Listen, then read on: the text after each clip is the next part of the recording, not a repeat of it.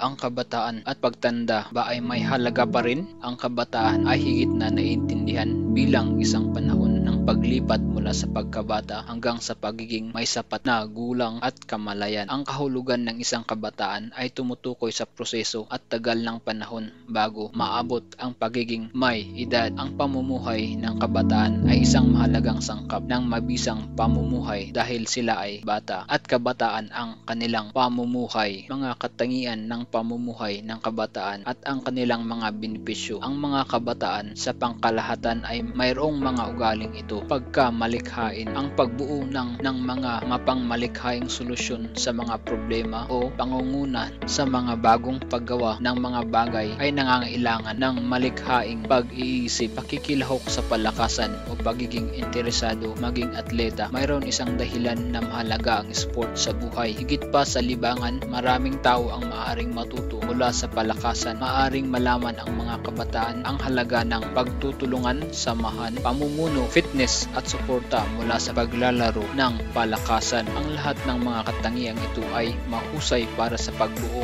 ng karakter at para sa pagpapabuti ng mga kasanayan at pakikisalamuha, paggawa ng makabuluhang bagay o arts. Nagiging interesado ang mga kabataan sa artistikong talento at mga kasanayang panlipunan sa pamamagitan ng mga sining bilang isang outlet para sa malikhaing pagpapahayag ng sarili. Ang aktibidad ay tumutulong sa mga mahiyaing kabataan na ipahayag ang kanilang pananaw ng mas mahusay. Halimbawa, ang paggawa at pagpipinta, pag-i-sketch, tela ng sining, palayo, pag-ukit o paglililok at mga katulad na aktibidad na tumutulong sa mga kabataan na ipahayag ang kanilang sarili sa iba sa mas mahusay na paraan. Musika. Ang musikang umaakit sa mga nakababatang kabataan ay may posibilidad na magkaroon ng isang masiglang patok tulad ng techno music at mayroong isang tanyag na genre ng musika na nagtataguyod ng isang umaasang abutin ang mga bituin at sundin ang iyong mga pangarap na mensahe. Karamihan sa mga musikang ito ay ginagawa para hikayatin ang mga kabataan. Ang musikang ito kasama ang tanyag na inspirasyong musika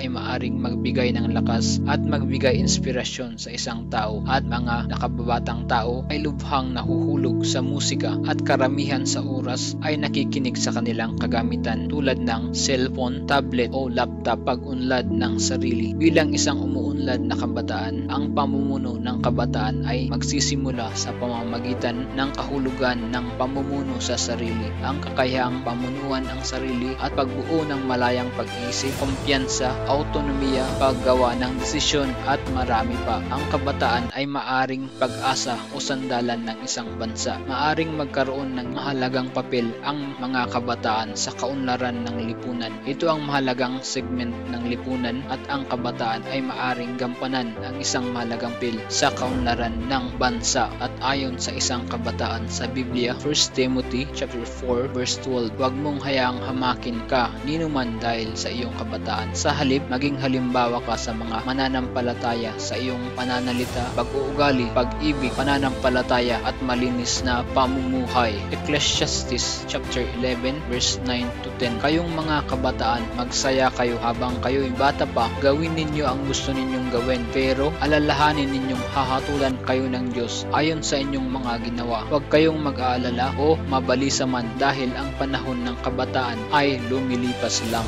Ecclesiastes chapter 12 verse 1 to 3. Alalahanin mo ang lumikha sa iyo habang bata ka pa at bago dumating ang panahon ng kahirapan at masasabi mong hindi ako masaya sa buhay ko. Alalahanin mo siya bago dumilim ang araw, ang buwan at ang mga bituin na parang natakpan ng makapal na ulap. Darating ang araw na manginginig ang iyong mga bisig at manghihina ang iyong mga tuhod. Hindi ka na makangunguyang mabuti. Ilan na lang ang iyong ngipin at lalabon na ang iyong paningin. At sa kabilang banda, ang pagiging may edad ay tinutukoy na isang proseso at pagpapanatili ng kakayahan o magamit ang lakas sa produktibong pamamaraan. Ang kakayahang magamit ay tungkol sa pagkakaroon ng mga mga kakayahan na nagbibigay daan para matugunan ang kanilang pangunahing mga pangangailangan upang malaman, lumago at gumawa ng mga desisyon upang maging produktibo, upang mabuo at mapanatili ang mga ugnayan at upang magbigay ng kontribusyon sa lipunan. Ang pagtanda ay isang sensitibong yugto. Ang mga matandang nangangailangan ng pangangalaga at ginhawa upang mabuhay ng malusog ng walang pag-aalala at pagkabalisa. Ang kawalan ng kamalayan tungkol sa pagbabago sa mga pag-uugali ng mga matatandang tao sa buhay ay humahantong sa karagdagang pangunahing problemang pisikal at psychological. Ang kapanganakan, pagkabata, pagbibinata, pagiging may sapat na gulang at pagtanda ay ang pinakamahalagang yugto sa buhay ng isang tao.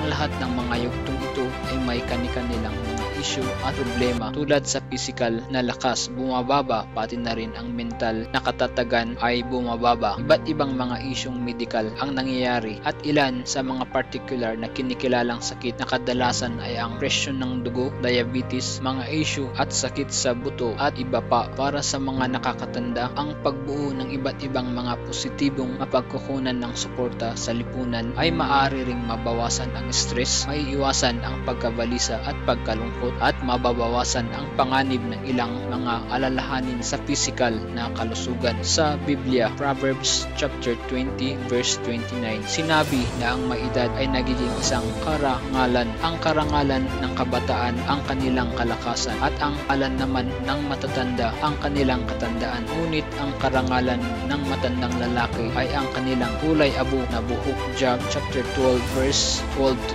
13. Maraming alam sa buhay ang matatanda dahil habang tumatagal ang buhay nila, lalong dumarami ang kanilang nalalaman. Pero ang Diyos ay hindi lang nagtataglay ng karunungan, nasa Kanya rin ang kapangyarihan at Siya lang ang nakakaunawa kung ano ang dapat gawin. Isaiah chapter 46 verse 4. Aalagaan kayo hanggang sa tumanda at bumuti ang inyong buhok. Nilikha ko kayo kaya kayo ay aalagaan ko. Tutulungan ko kayo at ililigtas. Psalms chapter 71 verse 18 to 19. At ngayong ako'y matanda na at maputi na ang buhok, huwag niyo akong pababayaan, O Diyos. Maihayag ko sana ang inyong lakas at kapangyarihan sa susunod na henerasyon at sa lahat ng mga darating sa hinaharap. O Diyos, ang iyong katwiran ay hindi kayang maunawaan ng lubusan. Kahanga-hanga ang iyong mga gawa. Tunay ngang walang sinuman ang tulad ninyo. Mahalaga ba ang iyong buhay sa anumang edad? Para sa karagdagang kaalaman, basahin ang sumusunod.